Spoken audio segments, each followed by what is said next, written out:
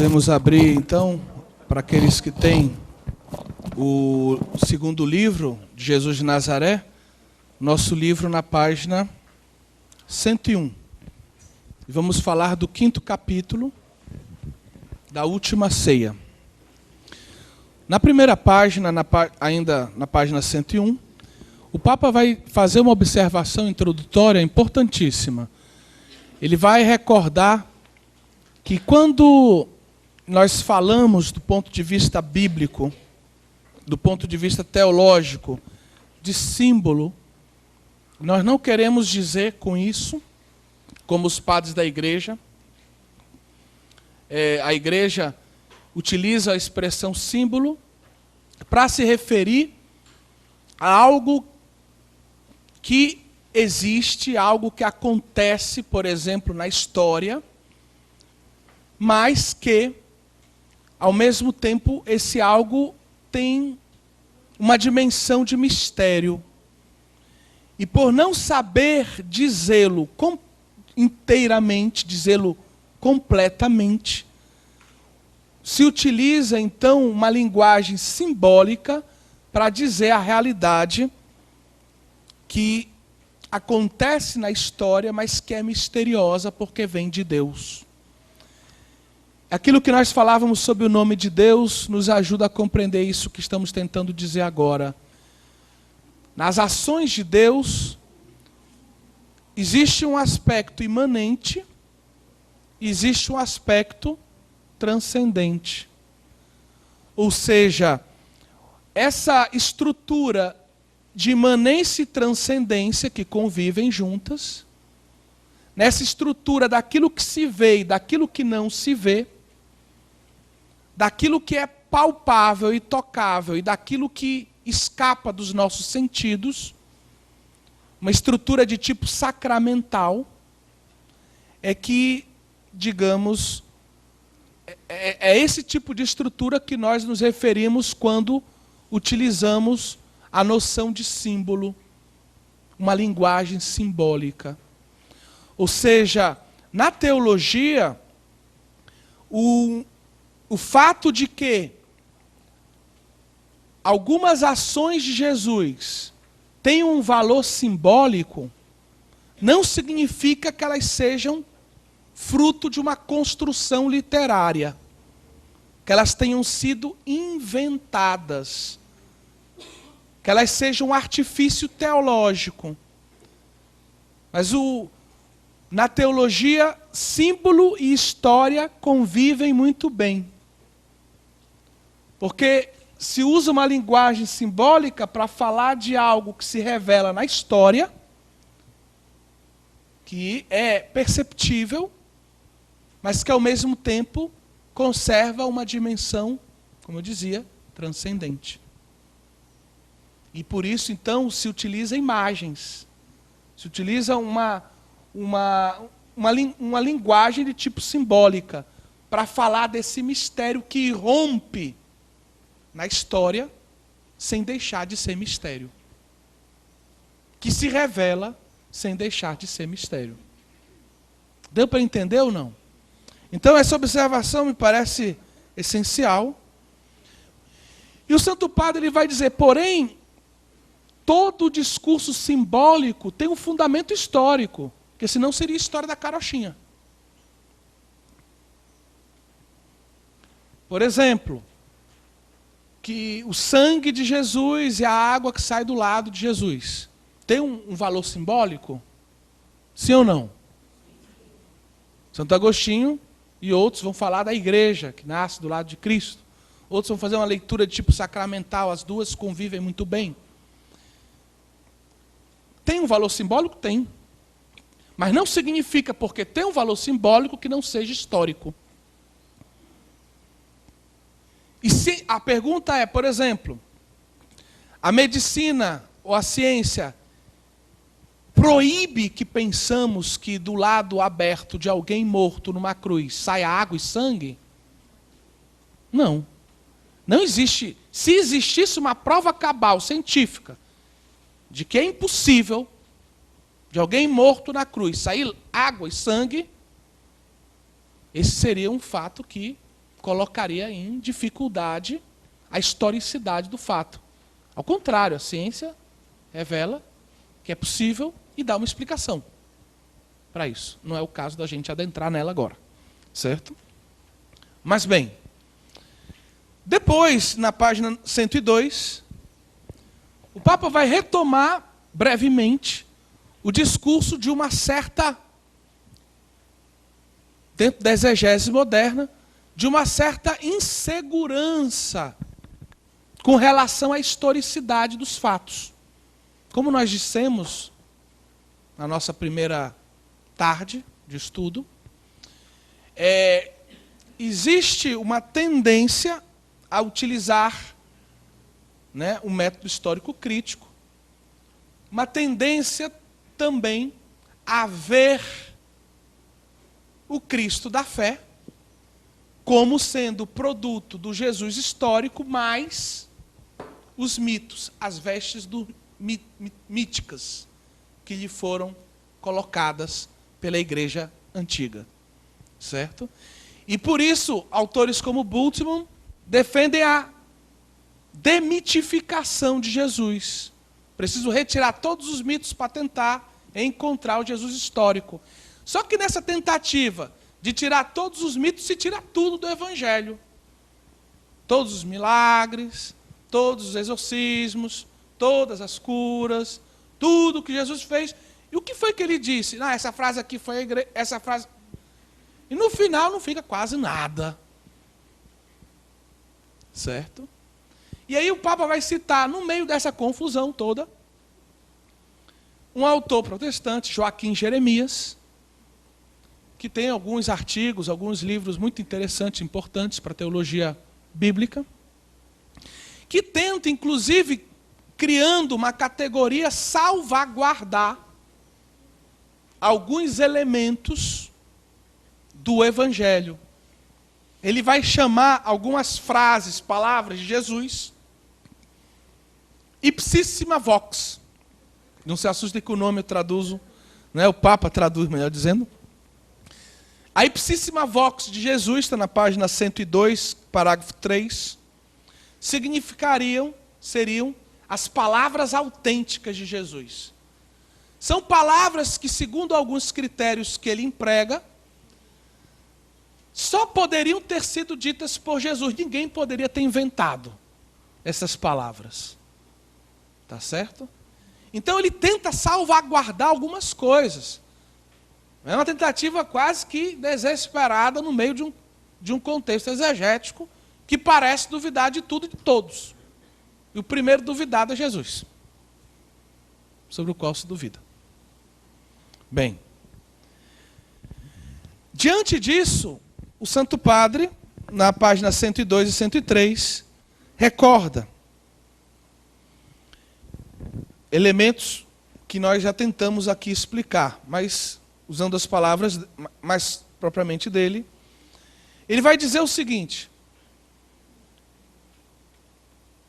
que se a ciência pudesse dizer ser impossível alguns elementos que estão como raízes históricas da nossa fé, isso colocaria em xeque a nossa fé, porque a nossa fé é enraizada na história, não é desencarnada.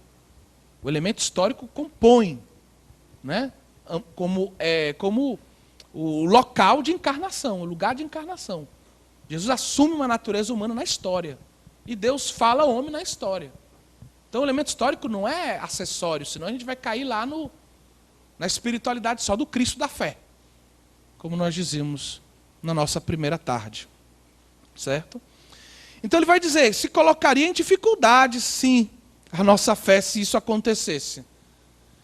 Esse é um elemento, ou seja, nós temos que estar atentos, melhor dizendo, temos que estar atentos ao que a ciência possa dizer, não ter medo do enfrentamento, do enfrentar aquilo que a ciência diz sobre o elemento histórico no qual está enraizada a nossa fé.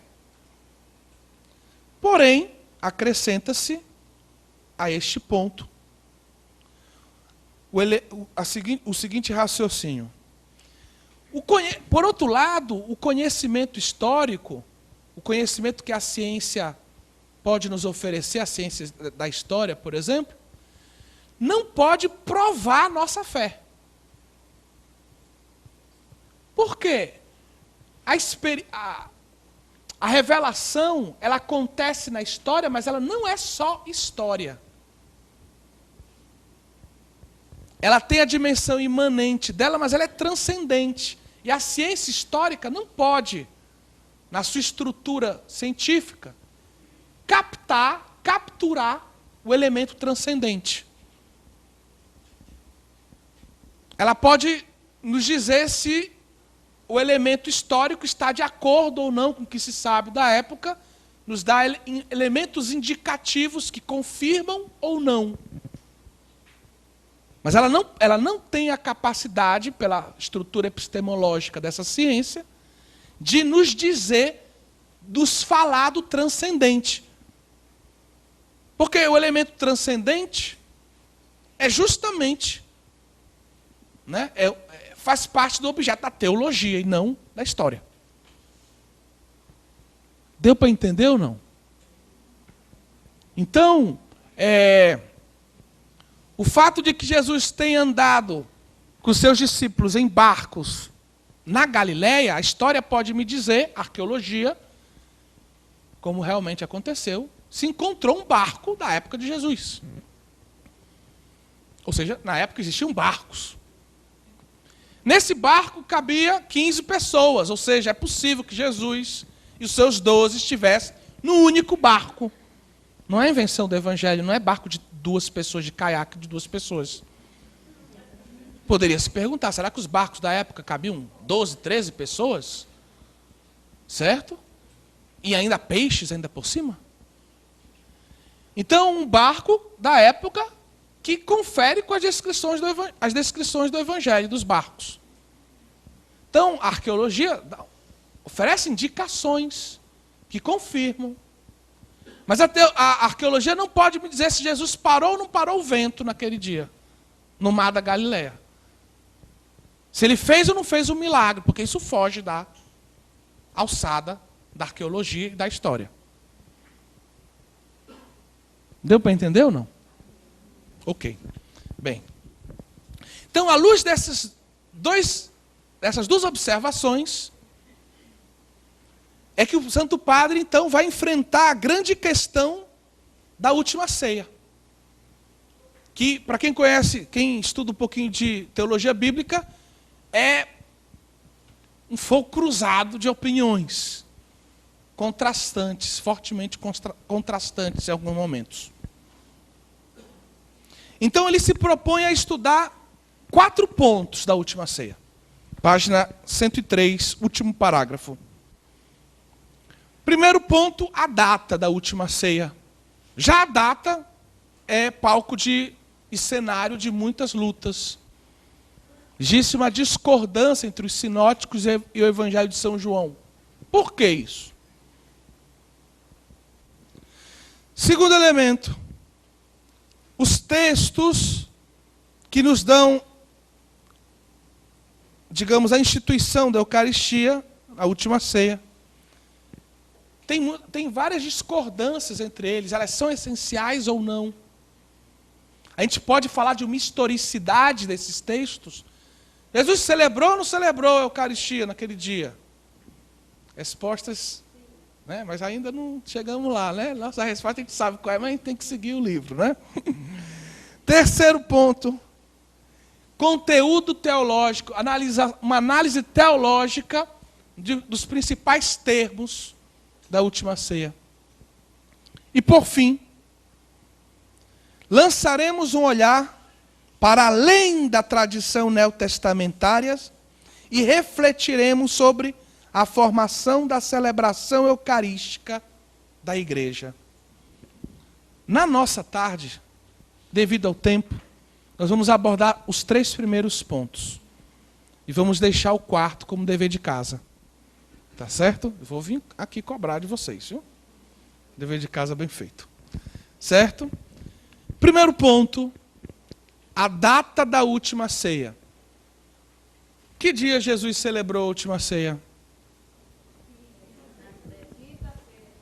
Quinta-feira Santa, não é isso que a gente, memória que a gente faz?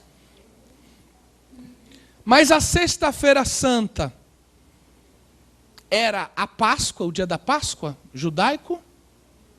Ou era ainda a véspera da Páscoa? Depende da tradição que a gente tomar. O Evangelho de São João diz algo, os sinóticos dizem outra coisa. Tomemos primeiramente os sinóticos. Página 104. Existe esse contraste. Bom, na cronologia dos sinóticos, como é que as coisas acontecem? A cruz acontece em que dia?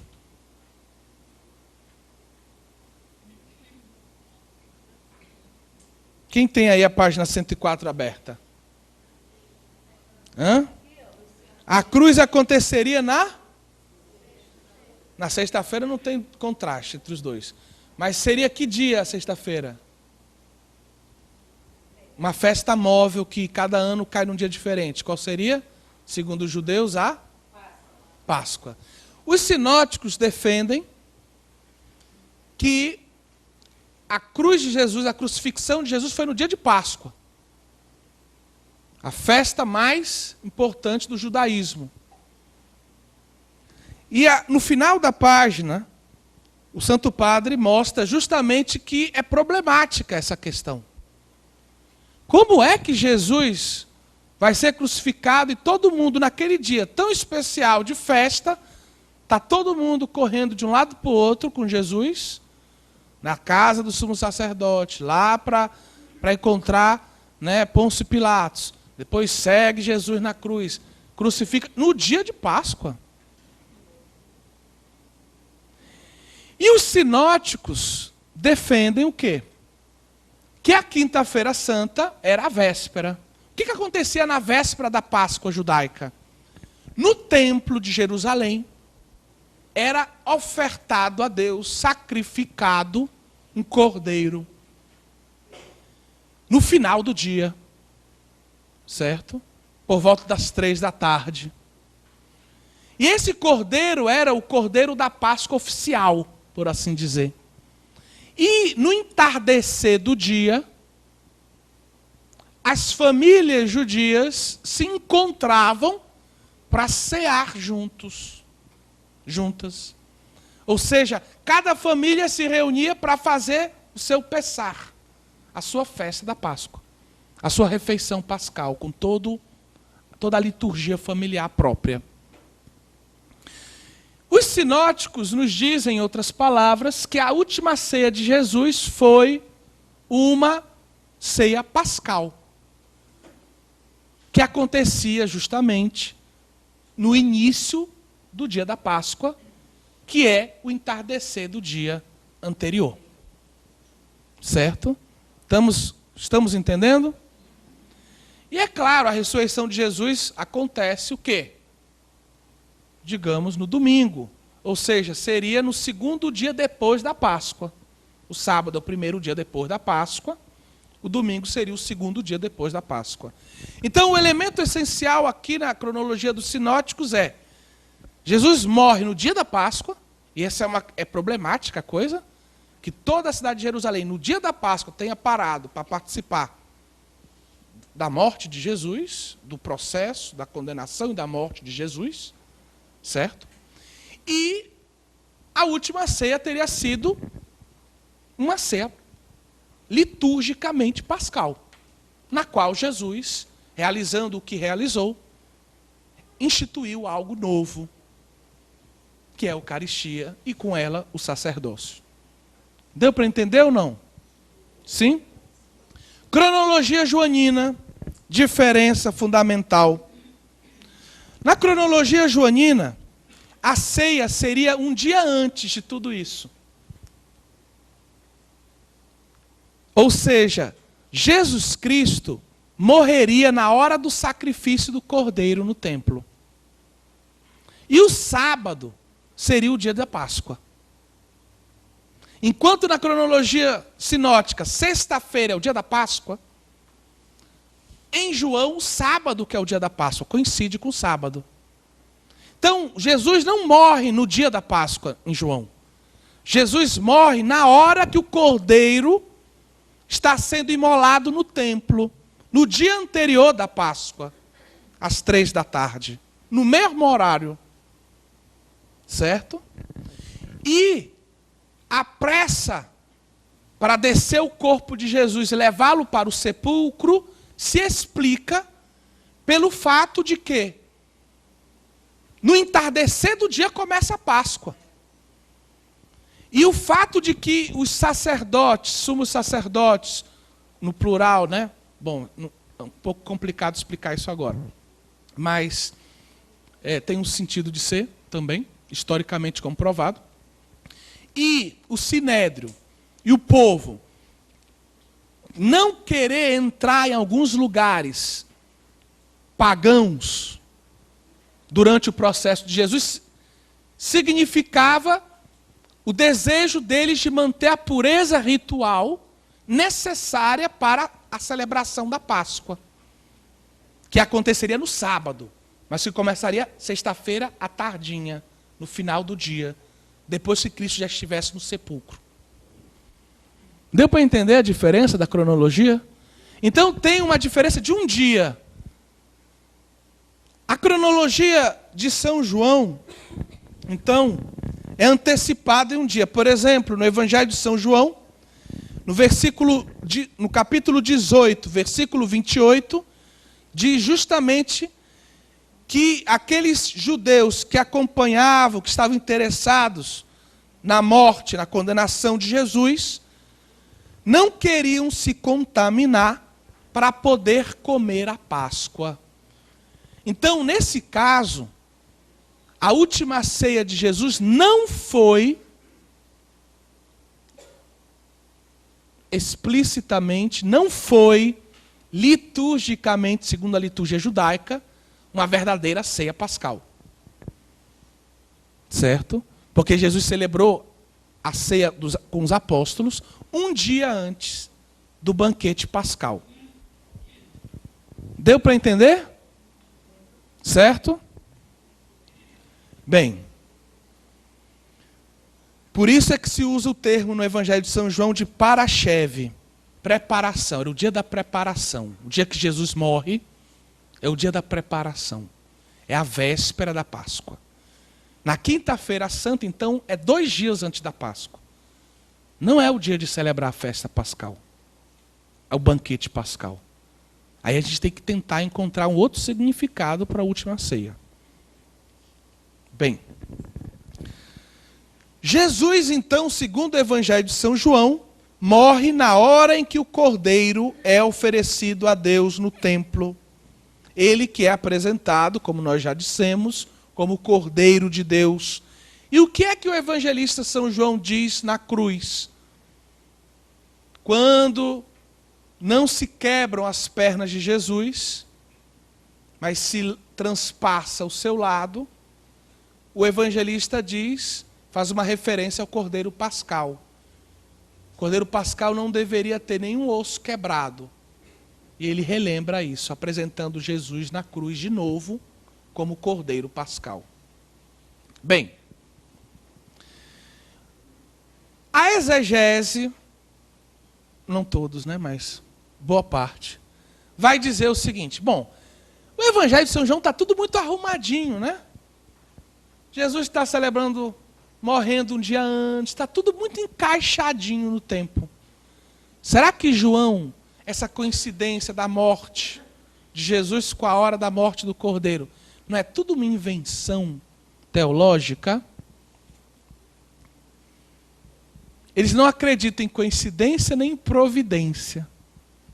Parece mais uma solução literária. O autor do livro parece estar arrumando os fatos com uma intenção teológica, não muito preocupado com a historicidade da coisa. Então, hoje muitos teólogos duvidam disso. Por outro lado, na página 106, no final do primeiro parágrafo, você pode ler se quiser comigo, a última ceia de Jesus aparece tão estreitamente ligada à tradição da Páscoa, que a negação do seu caráter pascal redunda problemática. Ou seja, o que Jesus faz na última ceia, mesmo que a última ceia não seja o banquete pascal, litúrgico judaico, mas no Evangelho de São João, o que Jesus faz durante a última ceia tem uma conotação pascal, um caráter pascal. Independente de ser o banquete litúrgico judaico pascal, a última ceia de Jesus tem uma conotação, um caráter pascal. Porque ela faz referência direta ao quê? À cruz, ao sacrifício do Cordeiro. Ela faz referência direta à morte de Jesus como passagem. Como é que inicia-se o capítulo 13 do Evangelho de São João? Sabendo Jesus que a sua hora chegara, a hora de passar deste mundo ao Pai, Jesus os amou até o fim. A hora de passar deste mundo ao Pai. A passagem de Jesus à Páscoa é passar deste mundo ao Pai. É a ideia do sacrifício da cruz. Então, a referência ao mistério da cruz, na última ceia, no Evangelho de São João, deixa clara essa conotação pascal do mistério que está sendo celebrado durante esta última ceia. O Santo Padre, na página 106, 107, e ainda concluindo na 108, vai dizer que muita gente tentou e está retentando encontrar uma solução para essa diferença de cronologia.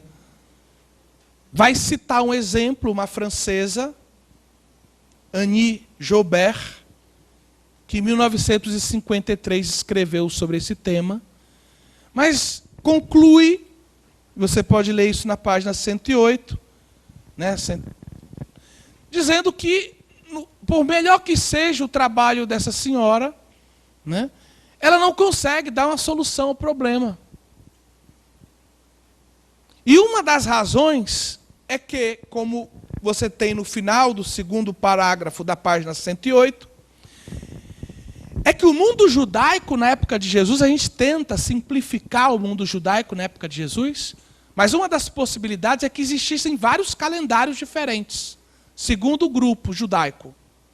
Isso já complicaria a coisa. A gente acha que todo mundo tinha o mesmo relógio, o mesmo calendário, né? E a mesma forma de marcar o tempo. Litúrgico, teológico. Mas talvez não. Primeiro ponto.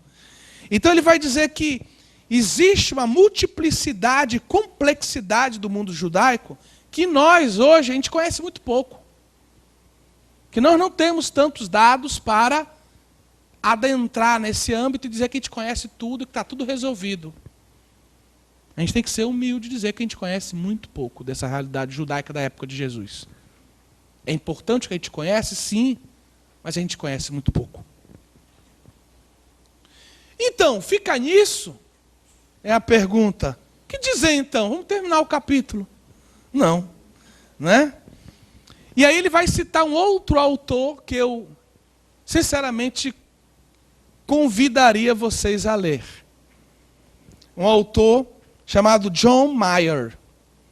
Existem vários livros dele em português, e normalmente o principal título dessa obra, que é partida, está dividido em diversos volumes, é Um Judeu Marginal. Bom, o nome marginal pode parecer pejorativo, mas a intenção não é pejorativa no livro, certo? Um judeu marginal, e vai falar de Jesus. O subtítulo é Repensando Jesus Histórico.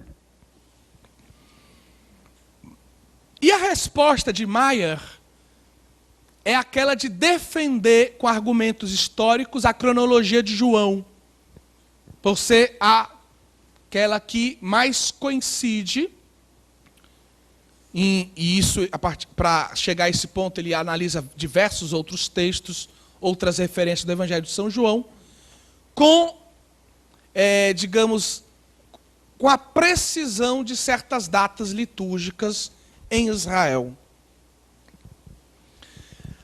Porém, se é verdade, como Maier diz, que a cronologia de João está certa, por que é que os sinóticos então falam do banquete de Jesus como ceia pascal, ou a ceia de Jesus com os apóstolos como banquete pascal? Já estamos na página 109, parágrafo 2. Pergunta no último parágrafo da 109. O que foi verdadeiramente a última ceia de Jesus? Foi banquete pascal ou não foi? Os sinóticos dizem, coincide o momento, foi. João diz que foi um dia antes. Independente ainda da resposta, essencialmente, a última ceia, a novidade, traz uma novidade. Essa novidade está contida no fato de que Jesus sabe que no dia seguinte ele vai morrer. E, de uma forma sacramental, ele antecipa o mistério da sua morte e os efeitos da sua morte, celebrando a última ceia com seus discípulos. O que nós vivemos em cada Eucaristia, que é a presença daquele evento, hoje e agora, no aqui e no agora da comunidade que celebra, é exatamente o que acontece antecipadamente na última ceia de Jesus. Com o elemento a mais, porque ali Jesus está instituindo o sacramento, que vai ser celebrado depois como memorial permanente na vida da igreja do seu sacrifício na cruz. É interessante, por exemplo, se à luz do que a gente acabou de dizer, se nós lermos Lucas 22, do versículo 15 ao 16, onde Jesus parece dizer e saber que não vai comer a Páscoa mais com os seus discípulos, antes da sua Páscoa. Ele tem desejo de comê-la, mas ele sabe que não vai comer. Ou seja, ele sabe que ele vai partir antes. Porque quando for os judeus celebrarem o banquete da Páscoa, Jesus já está no túmulo, segundo o Evangelho de João. Esse texto de Lucas 22, 15 e 16, o Papa cita na página 110. Então, o elemento essencial. Existe uma novidade, e essa novidade faz com que a gente possa compreender que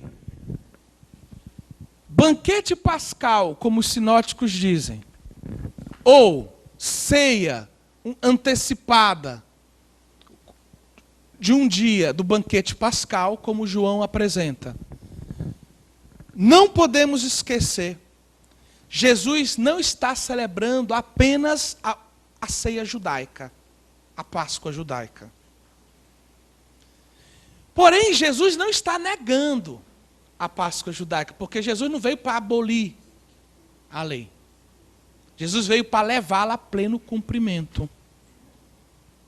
Então, quando Jesus celebra, institui a Eucaristia, que é uma novidade, ela não rompe com a Páscoa judaica, mas ela leva a cumprimento a Páscoa judaica. A Páscoa judaica, no fundo, era uma preparação para o que Jesus fez na última ceia. Era uma prefiguração. Jesus leva à plenitude aquilo que os judeus celebravam todos os anos na Páscoa judaica. Jesus realiza a verdadeira Páscoa,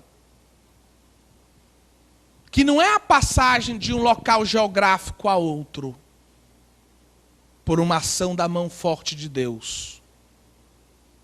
Mas a verdadeira Páscoa é a passagem desse mundo ao Pai, de uma vida biológica à vida eterna. Para usar alguns temas que aparecem no Evangelho de São João. Então vamos partilhar com a pessoa do nosso lado. Como é que eu vejo essa situação? A novidade num contexto histórico que leva ao cumprimento aquilo que é figura, que é preparação, que é a Páscoa judaica.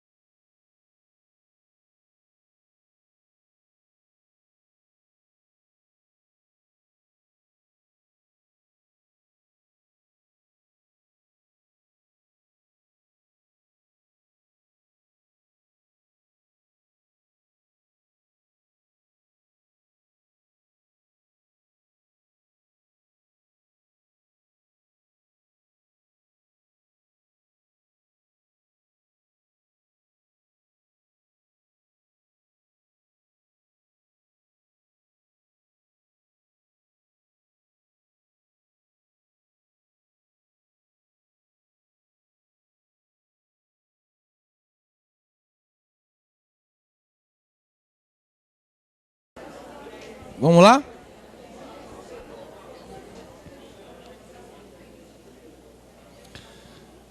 Leio o terceiro parágrafo da página 110. O essencial dessa ceia de despedida não foi a Páscoa antiga, mas a novidade que Jesus realizou nesse contexto. Mesmo que esse banquete de Jesus com os 12 não tenha sido uma ceia pascal,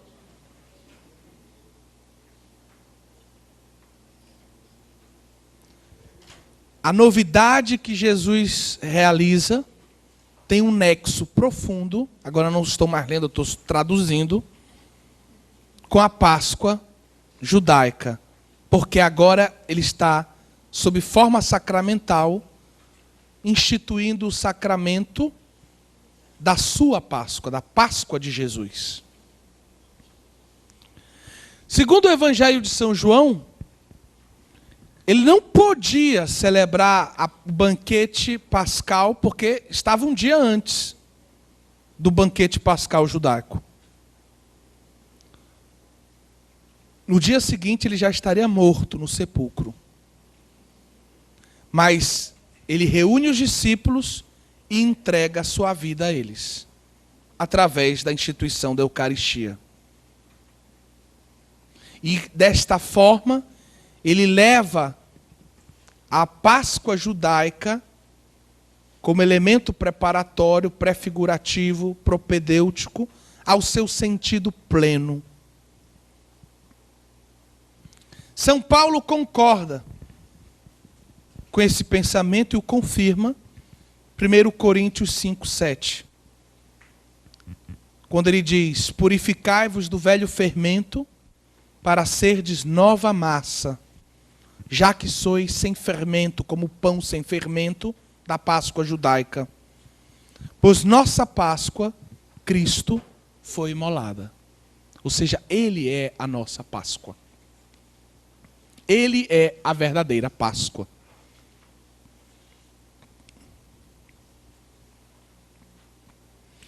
Ou seja, a última ceia de Jesus, segundo o parágrafo da página 111, não é só o prenúncio daquilo que acontecerá na cruz, mas ela é uma antecipação do mistério da cruz e da ressurreição. Ela é presença sacramental. Ela não é só uma antecipação, um gesto simbólico, mas nesse gesto de Jesus se antecipa, se torna presente na atmosfera daquele banquete o sacrifício de Jesus. Instituição da Eucaristia, ponto 2. E aqui surge logo uma questão que os exegetas tendem a exagerar na valorização dela. Ou seja, temos 4 textos que falam da instituição da Eucaristia, um em Marcos, um em Mateus, um em Lucas, um em 1 Coríntios, e se pode organizá-los 2 a 2, por causa das suas características, e se hipotiza, então, se levanta a hipótese que existam 2 tradições por detrás desses 4 textos. Marcos e Mateus fazem parte de uma tradição ligada à igreja de Jerusalém. Lucas e Paulo propõem uma segunda tradição ligada à igreja de Antioquia. Isso daqui que vocês veem é uma página de outro livro da nossa série de teologia, Filhos no Filho. O Papa Bento XVI recorda que o texto mais antigo é aquele de Paulo. A primeira carta aos Coríntios foi escrita no ano 56. Então ele é o mais antigo. Porém, São Paulo, quando fala da Eucaristia, diz que ele recebeu essa tradição já dos cristãos que a celebravam já. Ele transmite o que ele recebeu. Isso significa que ela não nasce em 56, como ele está dizendo, na hora que ele escreve a carta. Provavelmente ela vem dos anos 30, ela vem lá pertinho de Jesus mesmo, da Páscoa de Jesus, que já existia quando Paulo se converte. O Evangelho de Marcos é um pouquinho depois, alguns anos depois dessa carta de São Paulo, mas estudos também referem que ele traz uma tradição. Um dos autores que defende isso é Rudolf Pesch, que é citado pelo Papa, na página 112, que se trataria de uma tradição também mais antiga do que a forma final do Evangelho, ou seja, uma tradição que vem dos anos 30, ou seja, bem pertinho também de Jesus. Em torno desses 4 textos existe uma luta de opiniões exegéticas. Por que tantas diferenças? Por que 2 tradições sobre um texto tão diferente, tão importante para o cristianismo? Muitas teorias que o Papa não adentra nesse ambiente minado. Mas ele vai dizer, na página 113, no último parágrafo, que a principal objeção contra a originalidade histórica das palavras e dos gestos da última ceia pode se resumir assim: haveria uma contradição insolúvel entre a mensagem de Jesus sobre o reino de Deus e a ideia da sua morte expiatória em função vicária. Ou seja, o que o Papa está querendo dizer? Se nós lermos a vida de Jesus antes desses momentos trágicos, segundo alguns, lá em Jerusalém, os finalmente da vida de Jesus, a vida de Jesus é muito diferente daquilo tudo que a gente vê nesses últimos dias em Jerusalém. Jesus parece muito mais um profeta que anuncia uma mensagem alegre, feliz, a bem-aventurança, o reino de Deus que está próximo. E, de repente, ele começa a fazer uns discursos aparentemente artificiais, segundo alguns, sobre necessidade de expiação, eu vou tomar o pecado de vocês, eu vou morrer na cruz, eu vou salvar vocês. Parece quase dois personagens diferentes, segundo alguns. Eles não conseguem entender, os exegetas, como é que esse Jesus, entusiasmado da Galileia, que visita as pessoas, os doentes, que traz uma boa nova de esperança, de misericórdia, se transformou de uma hora para outra em alguém que só fala de expiação, pecado, morte. Como é que isso acontece, essa passagem? Então, eles não conseguem compreender esse nexo. Entenderam o problema que existe, né? A gente entende sem entender. Quer dizer, para a gente que reza, a coisa é muito clara, mas, por outro lado, é um problema dentro da teologia. Se questiona, né? Então, alguns dizem o seguinte: quem é o verdadeiro Jesus, em outras palavras? O verdadeiro Jesus é muitos dizem, é o alegre, a boa nova, das bem-aventuranças. Aí as coisas não deram muito certo. O pessoal não entendeu o que ele dizia. E, de repente, aconteceu a cruz. Ele teve que dar um sentido logoterapêutico para a cruz. Já que eu tenho que morrer, eu morro por você, Pai. Morro por você, povo de Deus. Que isso sirva para pagar o pecado da humanidade. Deu para entender um pouco a ideia? Quer dizer, o fracasso dele, surpreendente, faz com que ele tenha que aproveitar a situação e dar um sentido a ela. Bem, não é bem assim que a gente sabe que as coisas aconteceram. Mas bem.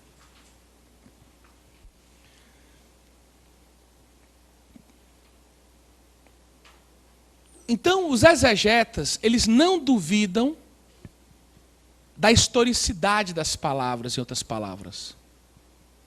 Porque a tradição por detrás dos textos que a gente mostrou é muito antiga. Ou seja, não são textos criados no segundo século.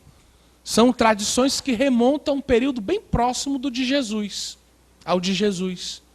Então o problema para os exegetas não é o elemento histórico, como vocês podem ler na 114. O problema é harmonizar esses aparentes dois Jesus, ou Jesuses.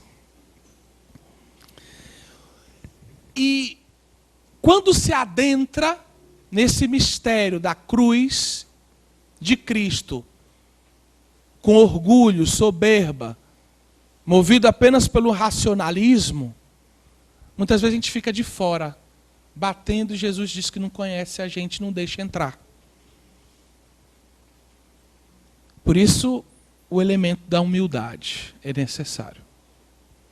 E é isso que o Papa pede na página 115, no segundo parágrafo. Temos que nos deixar purificar e aprofundar os nossos conceitos pela sua palavra. E não achar que a gente já sabe tudo. Mas existe uma contradição realmente entre esse Jesus da Galileia, que o padre Zezinho canta tão bem, né? E o Jesus que morre na cruz.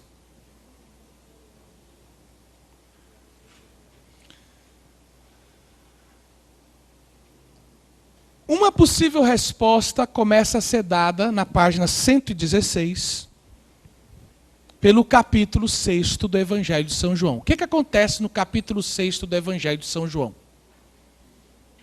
O que tem no Evangelho de São João, capítulo 6? O discurso do pão da vida. A conclusão do discurso é triunfal? Sim ou não?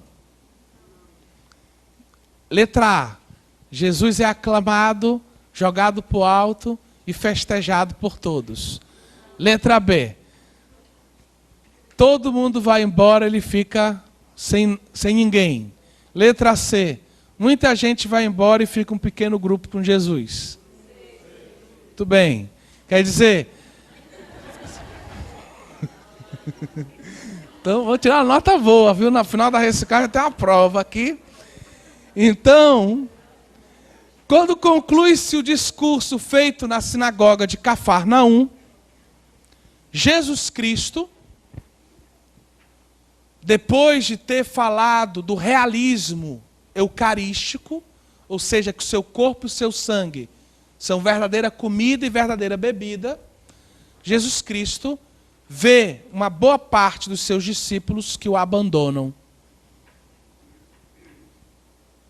E vendo essa pequena multidão que o deixa, Jesus se volta para os 12 e pergunta: e vocês, não vão embora também, não? A resposta de Pedro é emblemática e paradigmática para nós. A resposta de Pedro é: como é? A quem iremos? Só tu tens palavra de vida eterna. Né? Ou seja, justamente, movidos só pela razão, os judeus que seguem sem fé não conseguem acolher a mensagem de Jesus.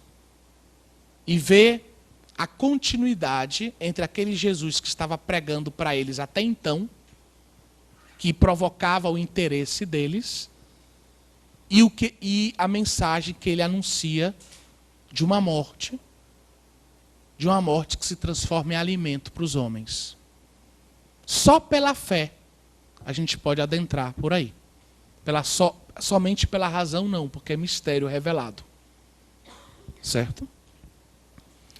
Da mesma forma, em outras palavras, quem se aproxima desse mistério da cruz, sem essa fé, fica escandalizado. Parece que é outro Jesus. O Jesus da cruz, diferente do Jesus que prega em torno do lago da Galileia, por exemplo. Mas se nós estivermos atentos ao longo do anúncio da Boa Nova, Jesus vai dando sinais daquilo que lhe vai acontecer. Em alguns evangelhos nós temos os 3 anúncios da morte e da ressurreição de Jesus. Em Marcos 2:20, Jesus Cristo diz: dias virão, porém, em que o noivo lhes será tirado, e então jejuarão naquele dia. O noivo lhes será tirado. O noivo está com vocês, mas ele vai ser tirado, a violência no tirar. É uma expressão que se refere ao Getsêmani. Vai ser levado, vai ser morto. E vocês vão jejuar. A ideia da penitência, do jejum, a ideia do luto. Caríssimos, quem vê a cruz com os olhos da carne, vê derrota. Página 118, em outras palavras. Quem vê a cruz com os olhos da carne, 1 Coríntios capítulo 1, São Paulo já diz, se escandaliza. Acha que é uma loucura. É um escândalo o Cristo crucificado. Mas quem vê com os olhos da fé diz: sabedoria de Deus. Revelação do amor de Deus. Por detrás de um homem deformado, nós vemos o mais belo dos filhos de uma mulher. Jesus Cristo. Por detrás de uma aparente derrota, nós vemos a recriação. Só quem tem os olhos da fé pode colher isso. Ver a bênção que é a cruz. E como a cruz, enquanto manifestação suprema do amor de Deus anunciado na Boa Nova, não esteja em contradição com as bem-aventuranças, com toda a mensagem do reino de Deus que está entre nós, com toda a mensagem do anúncio da Boa Nova anterior. Mas a cruz é a manifestação máxima desse amor de Deus que vem ao encontro do homem, falar ao homem como um amigo, amá-lo, oferecer a ele uma vida nova, a vida eterna, transformar a vida dele pela morte e pela ressurreição de Cristo e conferir ao homem um novo status vitae, um novo estado de vida, o estado dos filhos de Deus. Dos filhos no filho, dos filhos adotados pelo Pai em Jesus Cristo, que participam da filiação divina por meio de Jesus Cristo. Então a cruz, ela continua sendo escândalo e loucura também para os teólogos, também para os exegetas, também para aqueles que não colhem o quê? O mistério do amor de Deus. Um amor de Deus que se entrega completamente. Do amor de Deus que se despe, fica nu numa cruz para dizer-se. Para dizer até onde ele pode ir em linguagem humana. Porque em linguagem humana a máxima expressão é o dar a vida pelo outro, como Jesus diz. Não tem amor maior, é linguagem humana, do que dar a vida pelo seu amigo, pelos seus amigos. É o máximo que a linguagem humana consegue dizer. É o máximo que a experiência humana consegue captar. É justamente o que Jesus na cruz faz. Isso não está em nenhum ponto em contradição com o Jesus da Boa Nova, com o Jesus da Galileia, com o Jesus que cura, que expulsa os demônios. Nada disso. Mas a gente deve ver a relação entre os dois como na Eucaristia. Liturgia da palavra e liturgia eucarística. Harmonicamente. O Deus que se dá na palavra é o mesmo Deus que dá a sua vida por nós na cruz. E em tudo nós vemos o amor. Mas se nós não tivermos os olhos da fé, nós não vamos reconhecer no Cristo crucificado e ressuscitado o mesmo Jesus que prega a Boa Nova na Galileia.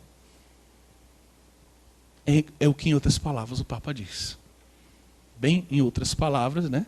Porque, digamos, ele vai utilizar um outro tipo de vocabulário.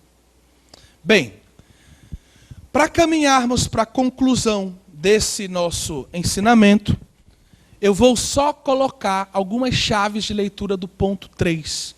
São as palavras da instituição da Eucaristia. Existem muitas discordâncias entre os textos. Se nós fizermos uma tabelinha como essa aqui, certo? Vocês têm aqui. Fizermos um estudo sinótico, colocarmos todos os textos aqui, Marcos, Mateus, Lucas, 1 Coríntios, e fomos ler um por um, vamos ver várias pequenas diferenças. Mas as pequenas diferenças, elas devem ser entendidas à luz do núcleo central fundamental. Vamos identificar esses pontos que são os elementos centrais, fundamentais. Primeiro elemento que a gente poderia dizer, nós já colocamos, ou seja, o contexto pascal. Nós já entendemos à luz do que a gente já disse. Depois aparece uma diferença entre Marcos e Mateus de um lado e Lucas e Paulo do outro, uma diferença facilmente solucionável. Marcos e Mateus vão dizer o seguinte: Jesus tomou o pão e o abençoou.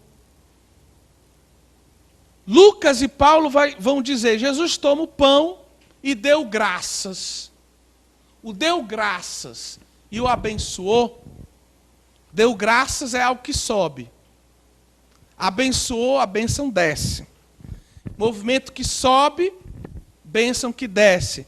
São dois momentos daquilo que no judaísmo se chama Beracá. Que a gente celebra às vezes sem conhecer direito a teologia, né? Mas na Beracá judaica, e o Santo Padre vai recordar isso,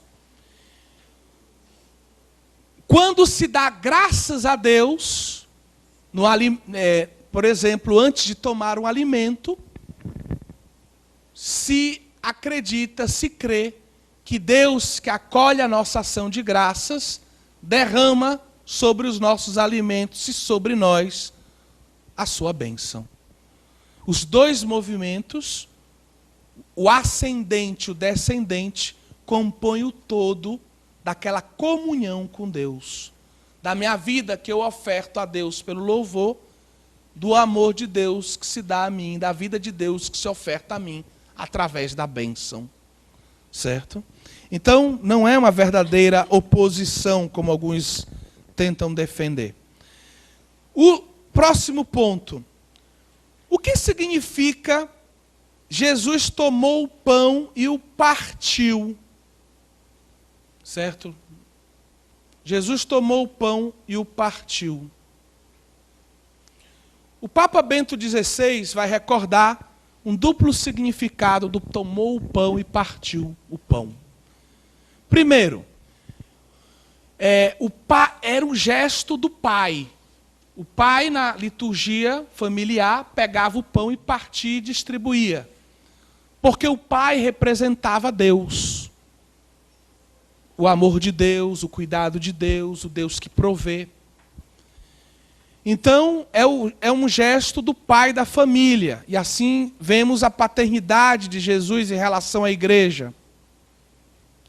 Porém, esse gesto também é um gesto de partilha, um gesto de hospitalidade, de um Deus que nos acolhe na sua mesa. E conclui-se com a noção que essa expressão fractio panis se torna sinônimo de Eucaristia para os primeiros cristãos. Lucas, lá no discípulo de Emaús, Atos dos Apóstolos, em diversos textos, a Didaquê, um texto do final do primeiro século ou do início do segundo, traduzem como termo técnico Eucaristia com a expressão fractio panis, fração do pão, partilha do pão. Bem, faltam 4 pontos. O sangue. O que significa o sangue? Falemos primeiramente do sangue. O que significa o sangue? Acho que está aqui no final. O sangue significa o dar, devolver para Deus o hálito de vida. Hálito de vida e sangue? Que relação tem aí, Padre João Paulo? Bom, isso daí Os judeus, na época de Jesus, acreditavam que o nefesh, o hálito de vida divino, habitava no nosso sangue. Por isso eles não podem tomar sangue de animais, porque o hálito de vida pertence a Deus.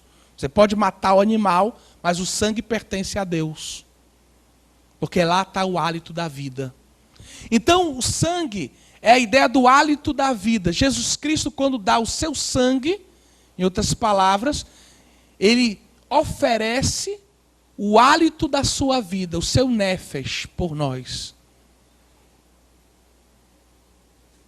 Oferece ao Pai, devolve ao Pai o seu espírito, o espírito que ele recebeu, o espírito de vida na sua humanidade que ele recebeu. Ele devolve ao Pai por nós. O sangue é sagrado. O corpo. O que significa corpo? Então, ao contrário do que a gente possa pensar, o termo corpo não significa só o elemento material da vida de Jesus, o corpo físico de Jesus. Mas à luz da tradição bíblica, corpo significa a inteireza, o homem inteiro. A gente, para dizer o homem inteiro hoje, diz corpo e alma. Mas não existia essa dualidade no pensamento bíblico. No pensamento bíblico, o homem inteiro é carne, é corpo, animado por uma vida, e ainda não existe essa metafísica da alma. Certo? Então, quando Jesus diz, esse é o meu corpo, esse é todo o meu ser, é o que nós dizemos quando a gente confessa a nossa fé na Eucaristia, é meu corpo, meu sangue, minha alma e divindade, é todo o meu ser, sem faltar nada, está aqui, eu dou por vós. O meu sangue é derramado por vós, para vós. Ou seja, a finalidade, eu ofereço ao Pai por vós, para vós, com o objetivo de salvar vocês.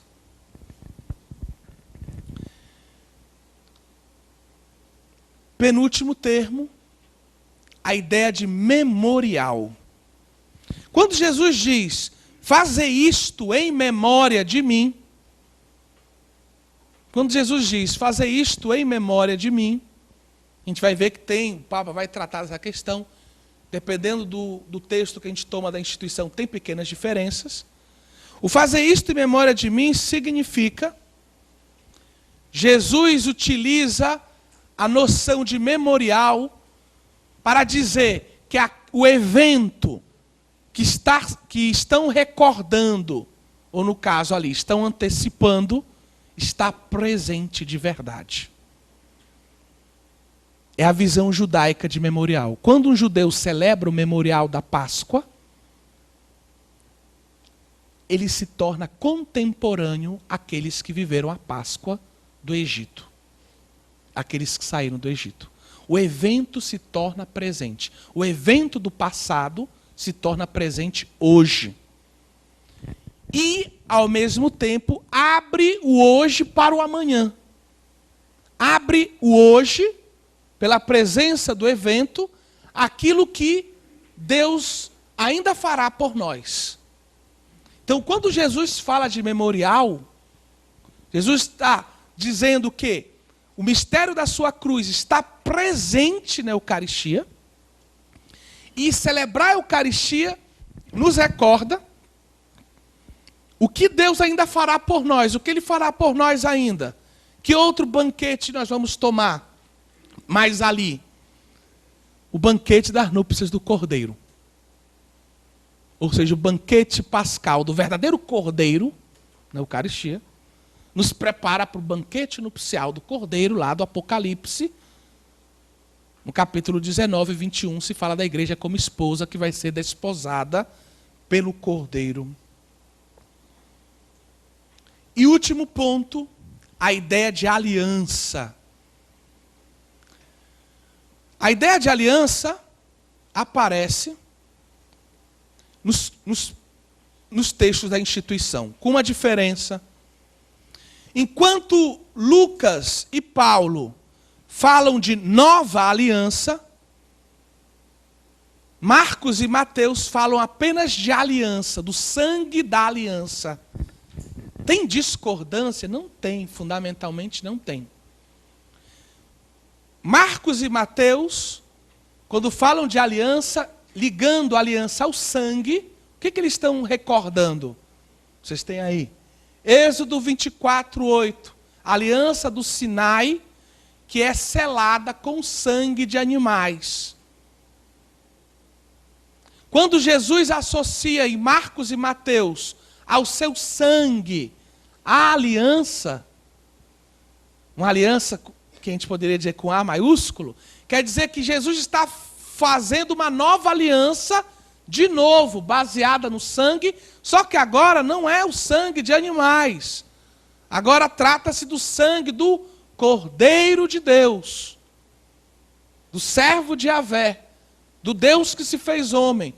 E a qualidade do sacerdote e da vítima faz com que essa aliança tenha uma qualidade diferente daquela anterior.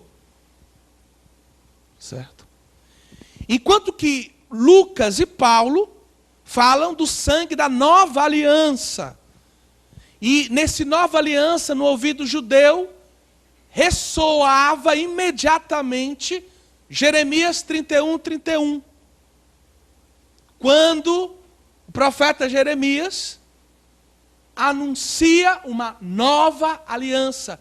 Esse novo, palavra nova no grego, e também no hebraico, mas no grego especialmente aqui, porque o texto está escrito em grego, ele não significa apenas o mais novo celular, o último, que foi cronologicamente o último lançado pela empresa tal. Ou seja, o novo não significa o último na cronologia. Novo não é apenas uma qualidade de tipo cronológica. Novo significa uma qualidade, algo que fala de uma qualidade superior. Ou seja, o novo é melhor. Uma aliança mais recente e melhor. superior à anterior, mais perfeita, ou excelsamente perfeita nesse caso. Né? Então ressoaria também, nesse caso, Jeremias 31, 31. E assim, a gente compreende a riqueza, esse simbolismo, e concluo. Esses elementos simbólicos não contradizem a historicidade do texto. Porque a tradição contida nos textos é dificilmente melhor. Porque é antiguíssima. Vem dos anos 30, como nós vimos. Ou seja, o critério de antiguidade dos textos é perfeito do ponto de vista bíblico.